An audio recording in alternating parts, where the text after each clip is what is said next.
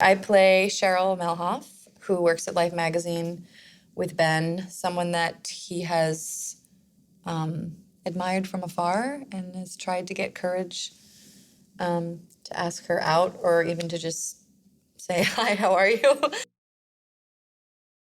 I liked that she saw something in Walter before he goes through this big change. And I think that she can kind of relate to someone who does live a quieter life and maybe sees something better out there. And you do get the sense that, you know, maybe they could try to find this new way of living together. I don't know, it just seems like a good partnership for the right reasons. Ben, of course, I mean, I don't know how he did this whole project. I mean, directing and being so involved with every aspect of the movie, the way things looked. It was such a learning experience to watch him wear all those hats, and then you realize like, oh, he's in this scene now. Now he's going to be acting, and he says action, and he says cut, and he's like in the scene, and it was inspiring, really. Sean Penn. Yeah, very excited that he's in this movie, and he's just incredible. And you know, sometimes when you're such a big movie star like that, when you pop into a movie, it can be distracting in a way. And as soon as you see him, he's Sean O'Connell, and he's this guy, and you're just watching him, and you're like, oh, that's why he's one of the greatest actors of all time.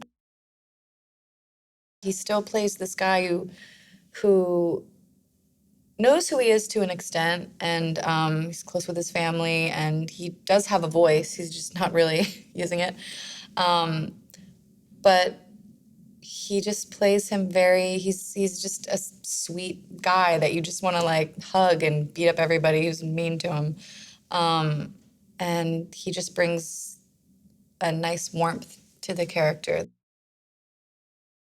Walter Mitty, the character Walter, is living this very sort of unfulfilled, mundane life that I think he feels like he just can't get out of and has probably lived for a very long time. And so I think in order to deal with that and cope with that, he goes into these fantasies of another life where he's an adventurer, where he saves lives, where he's romantic and suave and all the things I think he probably really wants to be. So the story is really him living this life and then going into these sort of fantasies in his head, and turns out throughout the course of the film that he ends up really sort of living out a huge adventure that changes his life entirely. I think they connect sort of in the beginning because they both are living lives that maybe they wish were a little spicier. And then together trying to find, you know, Sean O'Connell and this negative, they end up going on a sort of adventure together.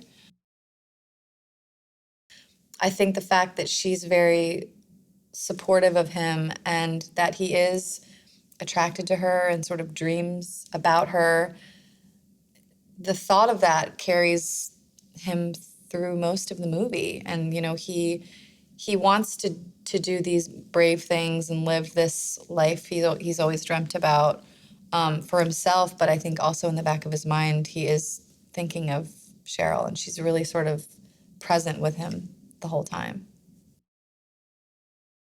And he really thought about everything, and you can see it. And I think when someone puts so much thought, so much of his heart and sweat, and you know, when you see that, it's you feel like grateful that you get to see something like that. I think directing to me seems very stressful, and you have a lot on your plate, and you have a lot of people looking to you for answers and timing, and you're really in charge of a lot of people.